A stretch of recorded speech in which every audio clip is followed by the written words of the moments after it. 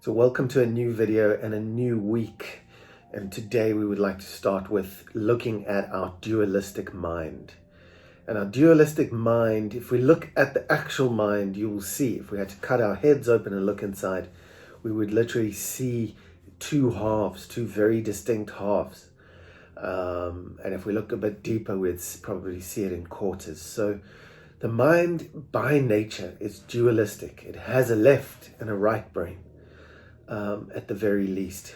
And our judge insurgent is going to be one of the strongest at play whenever we get a stimulus. Now, of course, as we know from the behavior chain, a stimulus is how we interact with the world around us: sight, sound, touch, taste, and smell. And that stimulus is judged. So we have grown up and we have been doing it for years and years and years. We look at day, night. We judge how tall or short someone is by looking at the opposite. We judge friendliness by looking at arrogance and so on. So these are the things that the dualistic mind is looking at. It is looking at two main things, which are, number one, calculating everything and comparing. So it is always comparing. You're a friend or you are foe. You are black or you are white. So that really helps us get to adulthood in a good way. But then it stops helping us because it limits our view, our perspective just becomes too small with a calculating dualistic mind. And we don't see the bigger picture. We don't get the perspective that a lot of other people get, and then we wonder why we are behind or closed, and we cannot see the faith, hope, love that others can. So by nature, that dualistic judging mind, the minute you and I meet, that mind will be working to make judgments. And when those judgment calls get in the way, then we come up with issues and problems when we believe the story that the dualistic mind tells us.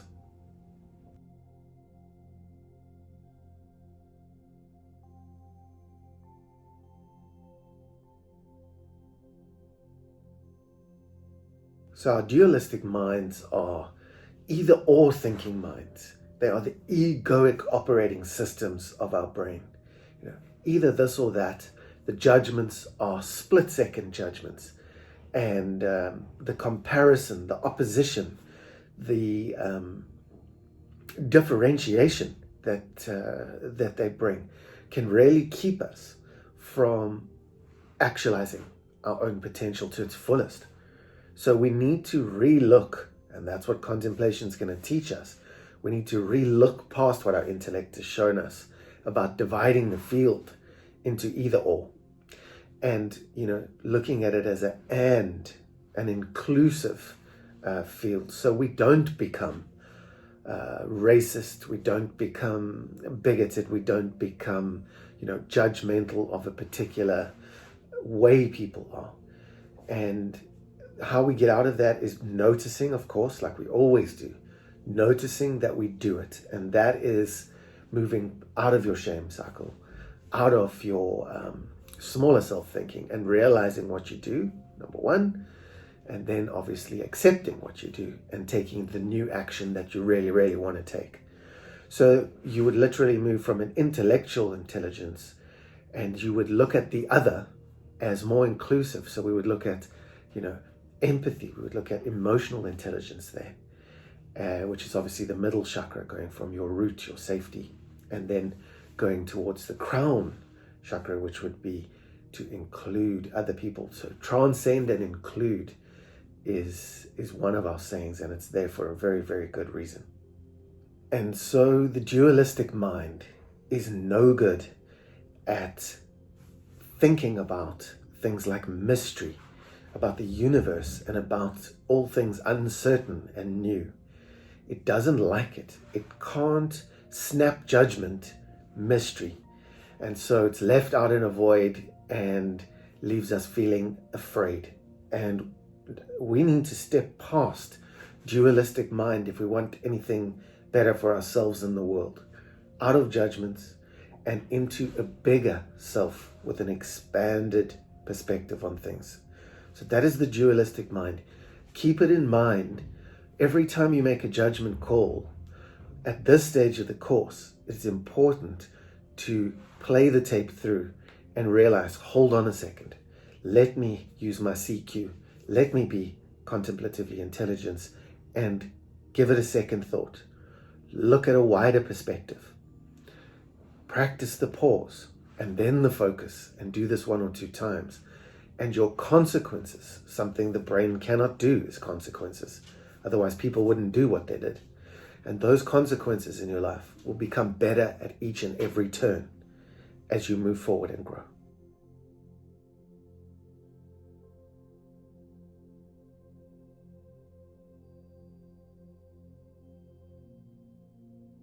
So this week we take a quiz. And a quiz is just a fun way of rechecking ourselves. And rechecking ourselves, of course, is the work of contemplation at its very core. So be open. Take your time. I would find a quiet space before you do the quiz. I would really try and take it seriously. So find some space, breathe, focus a little, and then answer the questions. Remember to think about thinking and not do nothing autonomously. So the quiz will gain us a little bit more perspective. Do you take time each day for stillness and quiet? Do you take time for yourself, or are you being a pleaser and getting your self-esteem from what you do for other people? Do you avoid situations and do you engage in others that are not so good for you? So this is the point of the quiz, and I think it will really help you in acting as your own therapist, where you can go and look at your answers once or twice after you've completed them, and then see where you can improve. See where you really are. Remember that we normally, without something like a quiz, a written down quiz, we normally judge it and move on before we've had a chance even to process any of it. So looking and re-looking at things is going to help us grow. It will be as good as any other learning experience. So take the quiz and don't take it lightly.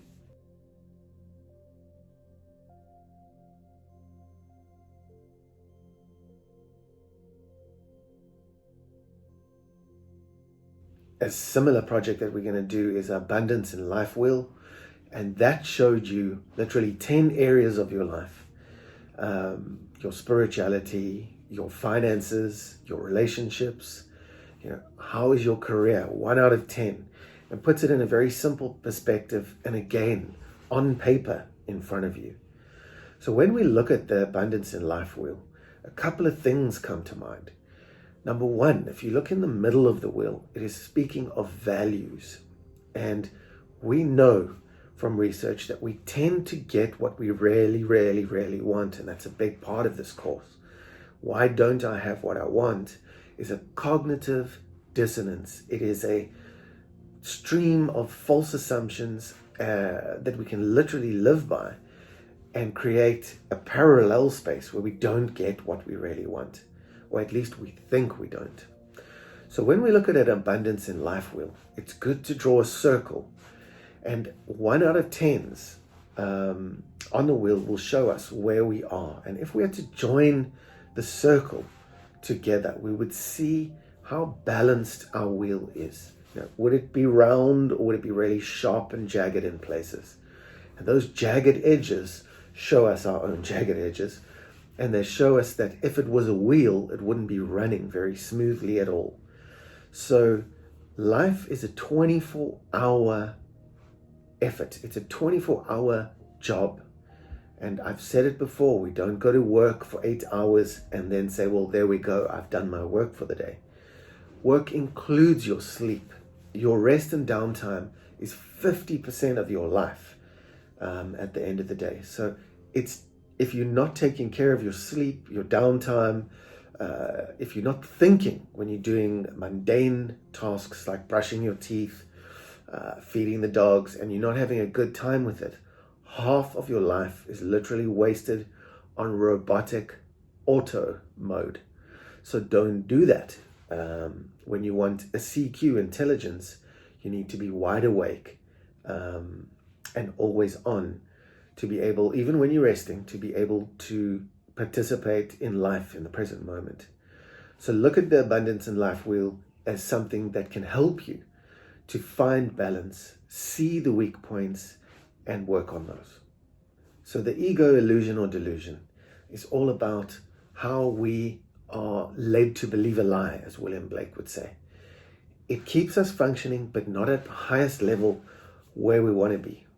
A good level to choose is one which takes us to where we really want to be, doing what we really want to do, and feeling the way we really want to feel. Having said that, once that's done, we can then share the way we think, feel, and act with other people. If we are love, peace, and joy, we can then share that with other people. And so the yin and the yang, which is basically everything in the universe, will actually flow. Like the seasons, like day and night, it will flow. So leaving the ego behind, I think, is at the very, very start of the course. We begin to see that there are two of us, one higher self, one lower self living within us, one shadow, one outer self, one inner self. Doesn't matter what you call it, but we start to see that there are two of us in there. And when we start the dialogue, the CQ dialogue, I said to myself, what are you doing? Why are you doing that? Let's rather do this. It's almost as if, you need to go and see a psychiatrist because you are now talking to two people. But that's not the case. That internal dialogue, I want to remind you, is not you. That internal voice is not you. Now, you can control it. You can switch it off for periods. You can speak to it and so on. And if you keep quiet and you say to yourself in your head, hello, and listen. Now, you heard the voice. So it's tempting to say, no, that voice was me saying hello. But if you heard the voice, you're both parties. You're both the one saying hello in your head, but you're also the one that's listening. This is CQ mind. So if we are to believe William Blake, we are led to believe a lie. We are led to believe an illusion of an ego, that it is satisfied with competition, with judging the moment, and with things like achievement, significance, but not things like compassion, empathy, inner peace, a restful mind, a mind that can rest, that is actually able to rest, which fewer and fewer people are being able to regulate these days. So our self-wills run riot, end up leading lives where we might get divorced, we might regret it later. We might get divorced, we might quit jobs, we might not take opportunities, because the ego illusion is very much alive and it has not been integrated into what we really, really, really want. So this shift has been looked at like shifting from ambition, always competing, judging, always performing and acting, here we go with the insurgents, to a life where we take a shift and we are acting from an authentic self perspective. That is where peace resides, and that is where that inner joy doesn't fade, even when we're feeling melancholy, when we're feeling low. That joy is still inside, as we watch and observe ourselves flow through problems rather than get stuck in them. That's the real effort and faith that is required in life. So we will look at all of these things this week again and remember that ego is something that needs to get smaller as our sacred selves get bigger and bigger.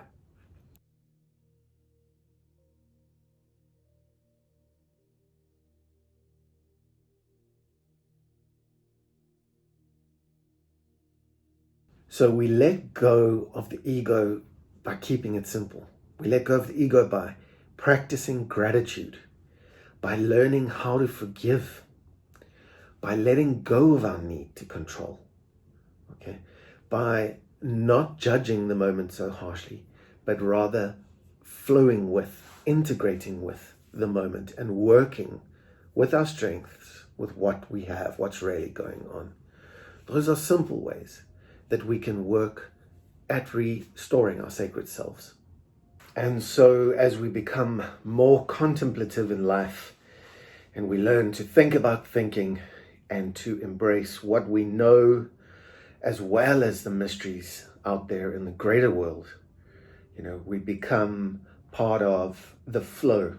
And in the war, the Japanese used to have something called discharging your loyal soldier, where a person would come home from war as someone who had learned the art of war and who had learned how to fight and kill his enemy.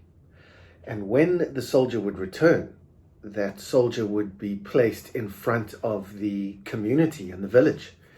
And the village would do two things. First, in the village, they would say, thank you for all your service and for all the fighting you've done, the sacrifices you've made, being away from the village and doing everything for us in terms of growth and contribution.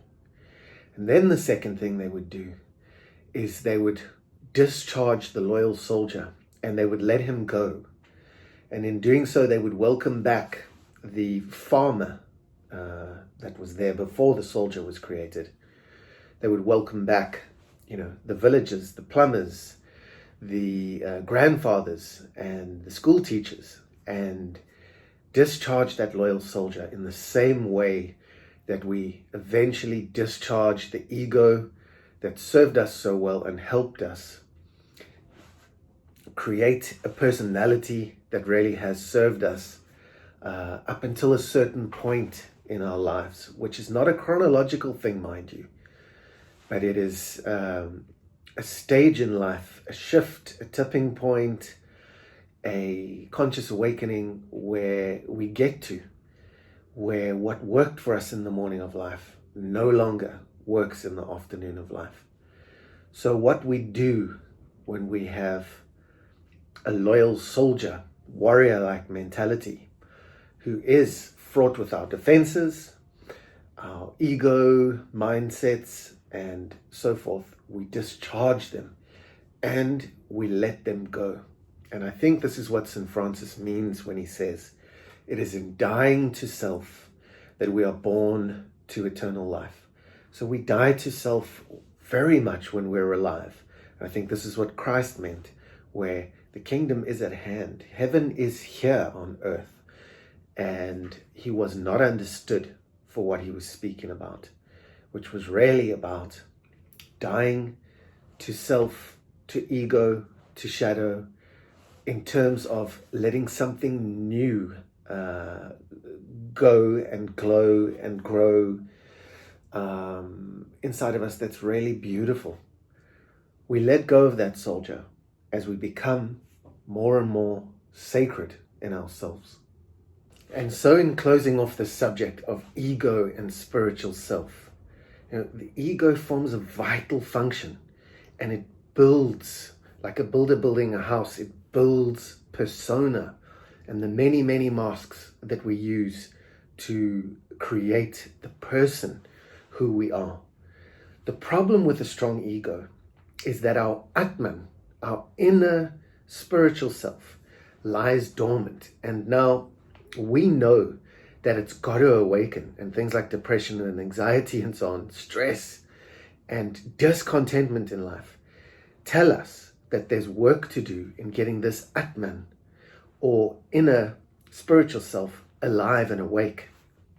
And we do that by first realizing, then accepting that the death has to happen and the new has to come, and then taking new action. So focused action that is self-regulated, that is loving, that is present, that is empathic, is going to replace the closed sides of ourselves, the codependent self, the victim self, and the actor and the neurotic and the non-believing self. So the dying to the ego insurgent and to the lower self is not something we choose. It is something that all of us will do. And we can either do it one of two ways, the easy or the hard way. And normally in life, we take the harder roads first before we understand that all we need to do is take the road less traveled. And that makes all the difference. The unawakened version of our egos generates distractions and obstacles. It's always fraught with drama and chaos. And that inner Atman knows that there's peace, order, and a new way. So new ways are terrifying to an ego who hates uncertainty. But understand this, that it is in letting go, it is in dying to self, it is in accepting that life is progressive and needs to grow. Why can't I just leave things the way they are? Why does there have to be a season, a time and a place for everything? Those are the strongholds that the ego has.